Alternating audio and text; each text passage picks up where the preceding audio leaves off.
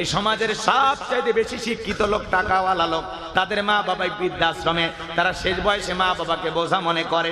এই কথা বলে দূর দূর করে তাড়িয়ে দেয়। ওলামা ইকরাম জানতে পারে এই মসজিদের ইমাম সাহেব উনি কোনোদিন তার মা বাবার সাথে বেয়াদবি করবে না, কারণ আল্লাহ রাব্বুল আলামিন করেছেন কোরআনে ঘোষণা, ওয়াকাদা রাব্বুকা আল্লা তা'বুদু ইল্লা ইয়্যাহু ওয়া বিল ওয়ালিদাইনি ইহসানা।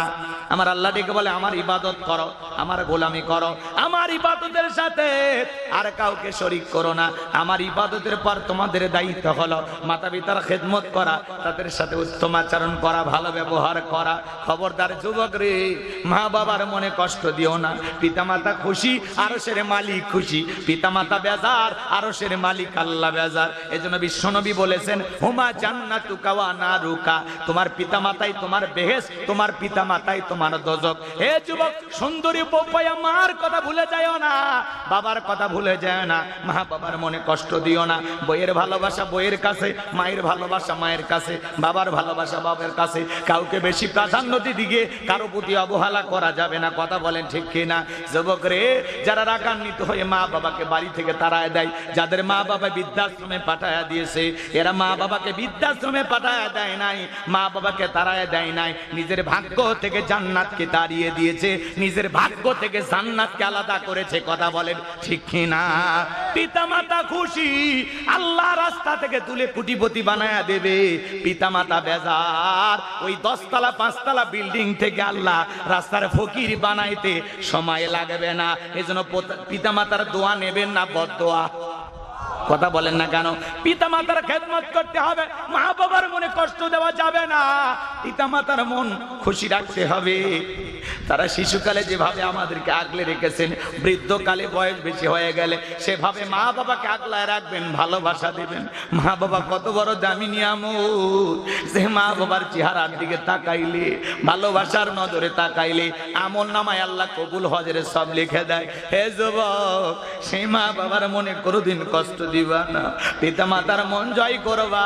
পিতামাতার দোয়া নিতে কোন কোন যুবক রাজি? দুইটা হাত তুলে আল্লাহকে একবার দেখাও। আল্লাহ আমাদের সবাইকে পিতামাতার খেদমতকারী সন্তান হিসেবে কবুল করুন। জোরে বলুন আমিন। আরেকটু জোরে বলুন আমিন। লিল্লাহি তাকবীর। আলা লাহুল খলক ওয়াল আমরু, সৃষ্টি যার, আইন চলবে সে আল্লাহর। কথা বলেন ঠিক কিনা?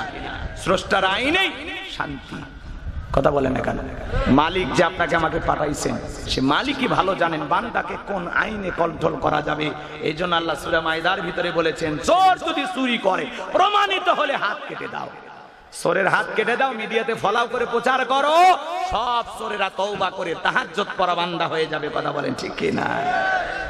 আল্লাহর আইন চালু করে দেখেন। কোটি কোটি টাকা, কোটি কোটি টাকার দুর্নীতি। কথা বলেন ঠিক কিনা? ব্যারিস্টার সুমন সাহেব সংসদে দাঁড়ায় বলতেছে, আজকে বিদ্যুতের যে অবস্থা, আমরা কঠিন সমস্যায় আছি। পরিশেষে মন্ত্রী মহোদয় বলতেছেন, খবরদার বিদ্যুৎ নিয়ে আপনারা কথা বলবেন না। আপনারা কি জানেন? তো যাবেন কোন জায়গায়? আজকে কেউ যদি প্রতিবাদ করে, তাকে আবার বলা হয় এই সম্পর্কে আপনি প্রশ্ন করবেন না, আপনি কি জানেন? এই কাজের সাথে আমরা জড়িত, আমরা জানি আমরা কিভাবে কি করতেছি। কথা কয় না কেন? মন খারাপ করতেছেন আপনারা। প্রচন্ড গরম, তার উপরে লোডশেডিং, অনেক কষ্টে দিনকাল যাইতেছে বাজান গো আমার। তারপরে কিছু বলার নাই, সমাজে যা চলবে তাই মেনে নিতে আমরা বাধ্য। আমরা বড় অসহায়, আমরা বড় অসহায়। মুমিনদের একমাত্র আল্লাহ হলেন সহায়। কথা বলেন ঠিক কিনা? এই জন্য বাজান গো আমার, মুখ ফুটে কিছু কথা বলাও যায় না, প্রতিবাদ করাও যায় না। প্রতিবাদ করবে যারা, বিপদে পড়বে তারা। কথা বলেন না কেন? খারাপ লাগতেছে বুঝি আপনাদের? তাহলে আল্লাহ বলে, বান্দা নামাজ যদি নামাজের মতো আদায় করো, ইবাদত যদি ইবাদতের মতো হয়, আমি আল্লাহ তোমাদেরকে দুইটা জিনিস দেব। 1 নাম্বার রিজিকের ব্যবস্থা আমি আল্লাহ করে দেব। 2 নাম্বার সকল ভয় থেকে আমি আল্লাহ পাক নিরাপত্তা দেব। জমিনের সকল মানুষ যদি আল্লাহকে সিজদা দেয়, যে বান্দা 5 ওয়াক্ত সালাতে মাথা নত করে আল্লাহকে সিজদা দেবে, সে চুরি করতে পারে না, দুর্নীতি করতে পারে না, টেন্ডারবাজি চাঁদাবাজি করতে পারে না, কিশোর গ্যাংয়ের সদস্য হতে পারে না, জিনা ব্যভিচার করতে পারে না। কথা বলেন ঠিক কি না? কষ্ট হচ্ছে আপনাদের। এই যে ভোলা ভোলা জেলার নাম আপনারা শুনেছেন।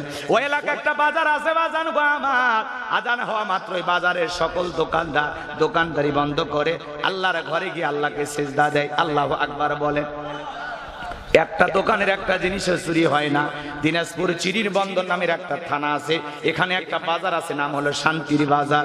এই বাজারেও যখন আজান হয় সকল দোকানদারেরা দোকানদারি বন্ধ করে মসজিদে গিয়ে আল্লাহকে সিজদা দেয়। বলে আমরা বহু বছর ধরে আজান দেওয়া মাত্রই মসজিদে যাই, আজ পর্যন্ত আমাদের এই বাজারে একটা জিনিসও চুরি হয় নাই।